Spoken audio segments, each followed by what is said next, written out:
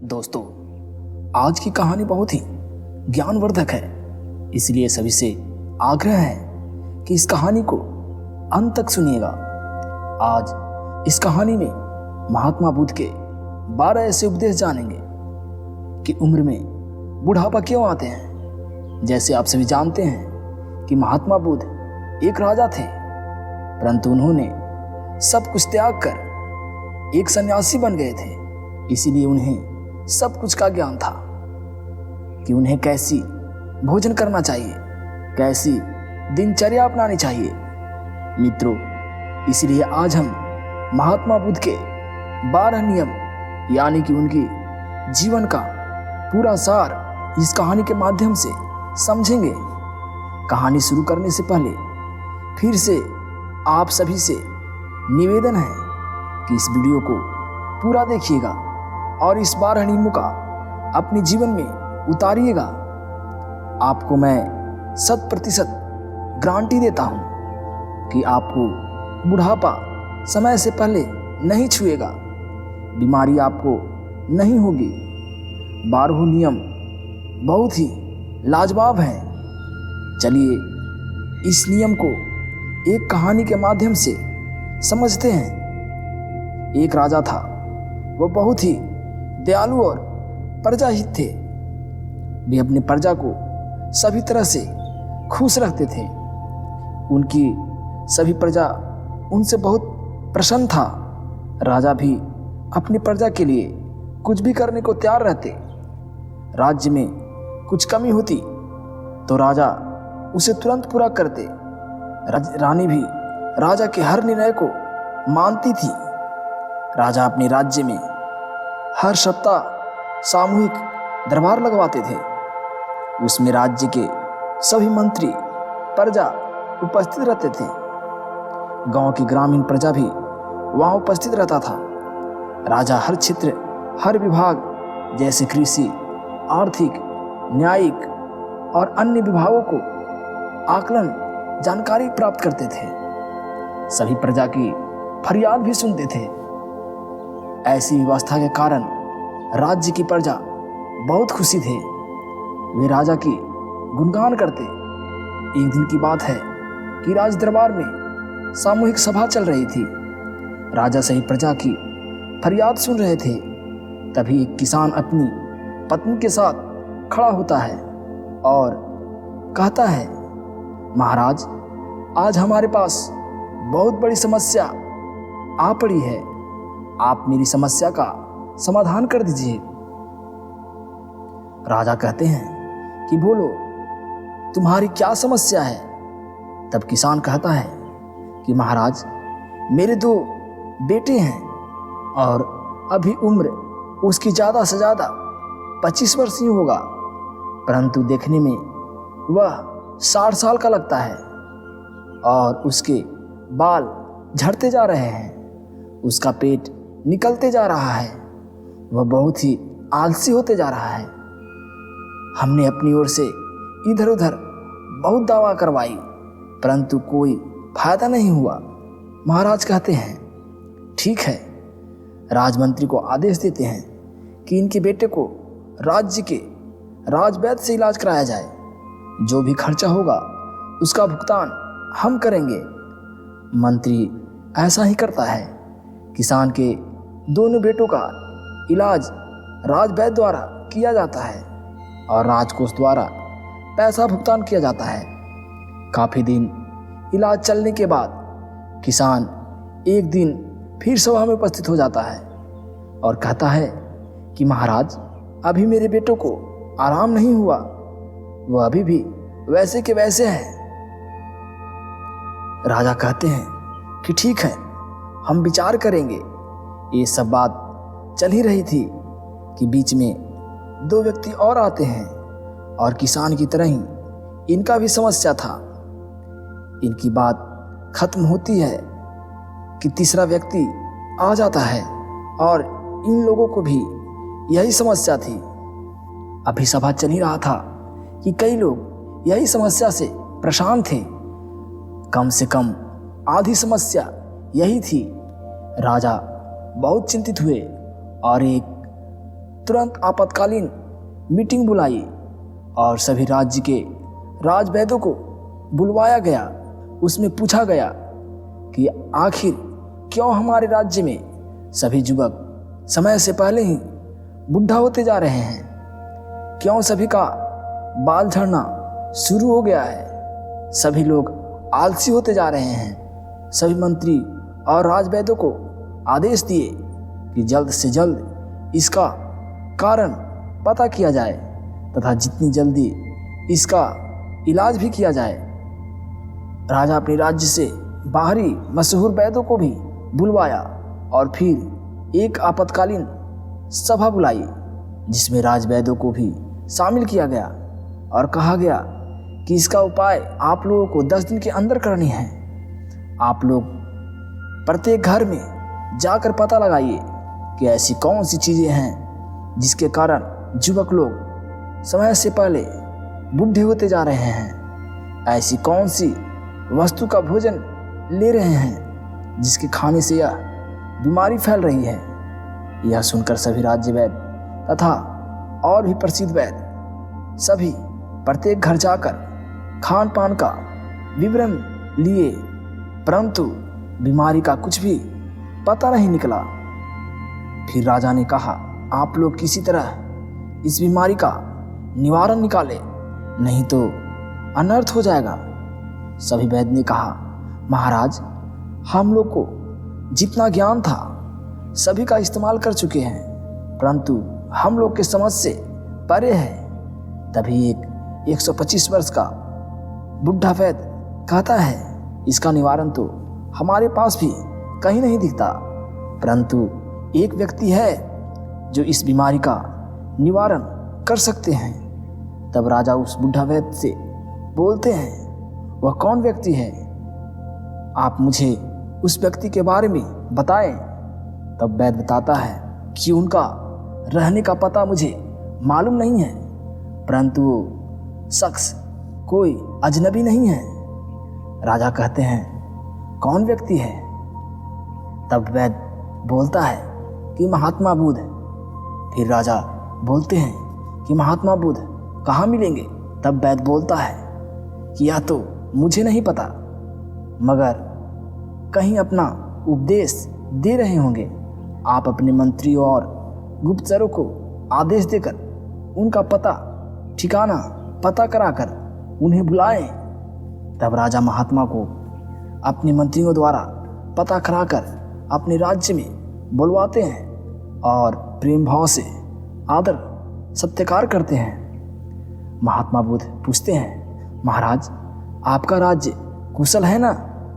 तब राजा महात्मा बुद्ध के चरणों में गिरकर कहते हैं, भगवान, मेरा प्रजा का स्थिति बहुत खराब चल रही है और मुझे कुछ समझ में नहीं आ रहा है, मैं क्या करूं? तब महात्मा बुद्ध राजा को उठाकर सिंहासन पर बैठने के लिए बोलते हैं और कहते हैं कि आप बताइए, आपके राज्य में क्या समस्या है? तब राजा कहते हैं कि महाराज, मेरे राज्य में सभी युवक समय से पहले बूढ़े होते जा रहे हैं, सभी के बाल सफ़ेद हो रहे हैं और सभी लोग आलसी होते जा रहे हैं। महाराज, मेरी प्रजा ही मेरी परिवार है, आप कोई इसका उपाय बताएं। तब महात्मा बुद्ध मुस्कुराते हैं और कहते हैं, बस इतनी छोटी समस्या, इसका समाधान तुरंत हो जाएगा। फिर महात्मा बुद्ध अपने शिष्य को इशारा करते हैं। शिष्य राजा से कहता है, महाराज, आपको एक काम करना होगा। राजा बोलते हैं, क्या करना होगा? तब शिष्य बोलता है कि हमें एक ऐसा जगह चाहिए जहाँ की वातावरण साफ सुथरा हो तथा वहाँ पूरे राज्य की प्रजा पहुँचे, चारों तरफ हरियाली हो।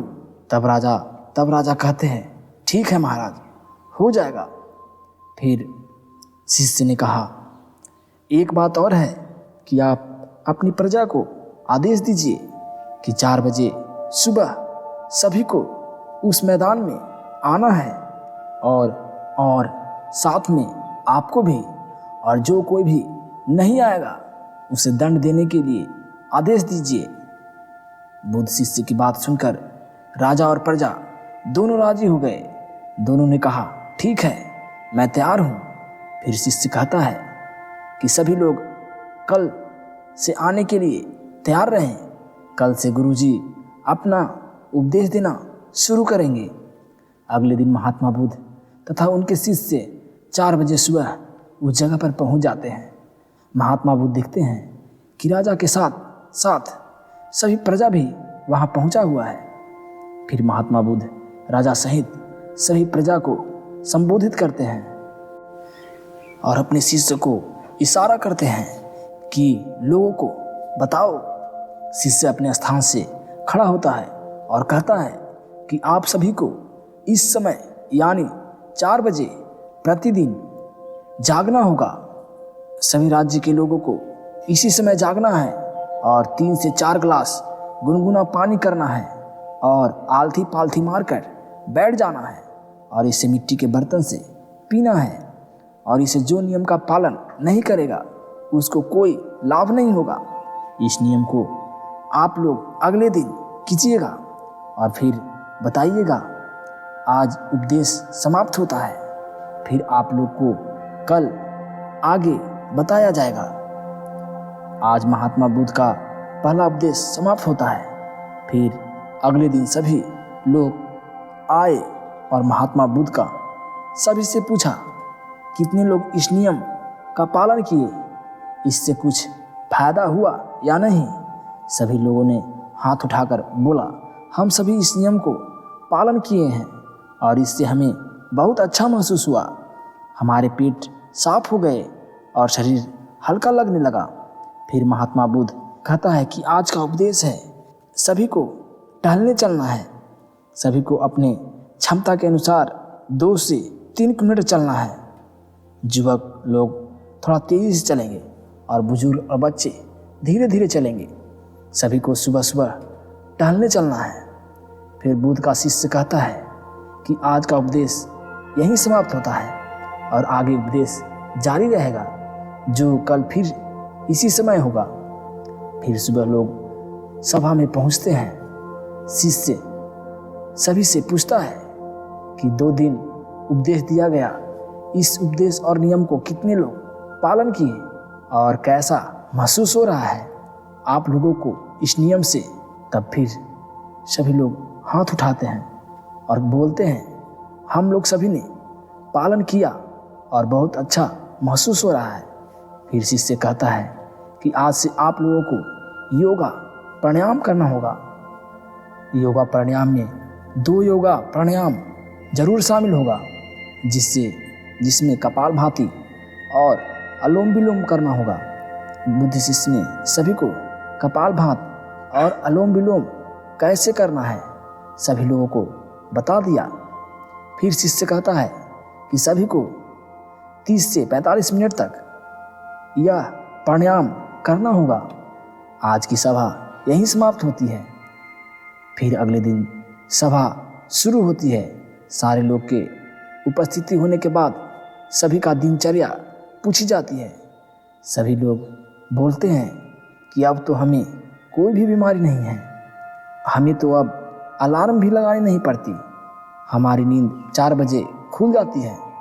राजा बहुत खुश थे। इतना बड़ा चमत्कार बिना पैसे के और प्रजा भी ठीक हो रही थी। फिर राजा उठकर महात्मा बुद्ध को प्रणाम करते हैं और कहते हैं कि आप हमारे ही राज्य में रहिएगा, कहीं मत जाइएगा। महात्मा बुद्ध मुस्कुराते हैं क्योंकि उनका मुख पर हमेशा मुस्कान ही रहता है और दूसरों को दुख दूर करते रहते हैं। फिर शिष्य शुरू करता है और कहता है कि सभी लोग योग व प्राणायाम करके 300 ग्राम सेब खाइएगा। अगर आप इससे भी ज़्यादा खाना चाहते हैं तो खा सकते हैं, परंतु 250 से 300 ग्राम रोज खाना ही है। सेब खाने के बाद जिसको जो काम है वो अपना काम करेंगे।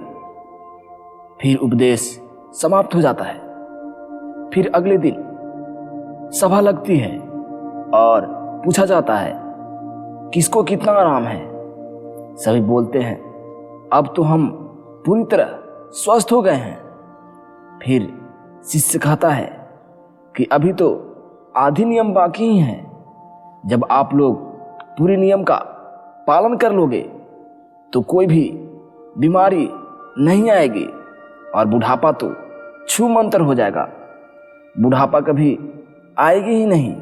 हमारे गुरु की तरह चेहरा पर रौनक आ जाएगा, आपकी ताकत बरकरार रहेगी। फिर उपदेश देना शुरू कर देता है और कहता है कि आप लोग 8 बजे सुबह तक सेब खा लिए। इसके बाद 2-3 घंटे के बाद पूरा भोजन कर लेना है। भोजन में भी क्या क्या लेना है? रोटी, दाल, घी, हरी सब्जी, सलाद। रोटी लेना है मगर गेहूं की नहीं। जौ, बाजरा, मक्का, सांवा, रागी, इसी की रोटी खानी है। सलाद में गाजर, चुकंदर आदि हरी चीजें तथा भोजन के अंत में सभी को 1 गिलास दही लेना है। फिर आज का उपदेश समाप्त हो जाता है। फिर अगले दिन सभा शुरू होती है। फिर सभी से पूछा जाता है कि अपना अपना अनुभव बताएं। सभी बोलते हैं हम तो पूर्ण रूप से स्वस्थ हो गए हैं, अब हमें कोई भी बीमारी नहीं है। फिर उपदेश शुरू होता है और कहते हैं कि आप लोग खाना और पीना कभी भी एक साथ मत कीजिएगा। या तो आप खाना खाने के 1 घंटे बाद आप पानी पीजिए या खाना खाने से 1 घंटे पहले। फिर सभा समाप्त हो जाती है और अगले दिन फिर सभा लगती है। फिर सभी से दिनचर्या पूछी जाती है। सभी को खुशी का ठिकाना नहीं था। राजा भी बहुत खुश थे क्योंकि सारी प्रजा बीमारी से मुक्त हो गई थी। फिर उपदेश शुरू होता है। फिर शिष्य कहता है आप लोग सभी को सूर्यास्त से 1 घंटा पहले खाना खा लेना है, क्योंकि सूर्य का उष्मा हमारे जठर और लीवर पर पड़ती है तो खाना बहुत अच्छे से पाचन होती है। इसीलिए पहले ऋषि मुनि सूर्यास्त से पहले भोजन करते थे। फिर आप लोग को खाना खाने के 1 घंटे बाद 1 गिलास दूध लेना है जिसमें हल्दी डाला हुआ हो, क्योंकि हल्दी एंटीसेप्टिक है। यह दूध पीने से आपको दिमाग शार्प और शरीर की थकान मिटा देती है। दूध पीने के बाद आप सभी को 10 बजे तक सो जाना है। अंत में महात्मा बुद्ध कहते हैं कि आप सभी इन नियमों को पालन करें तथा वर्तमान में जिए। भूत भविष्य की चिंता नहीं कीजिएगा। जैसे बच्चे लोग रहते हैं उसी तरह आप लोग को भी रहना है। फिर महात्मा बुद्ध अपना उपदेश समाप्त करते हैं और राजा से विदा लेकर चले जाते हैं।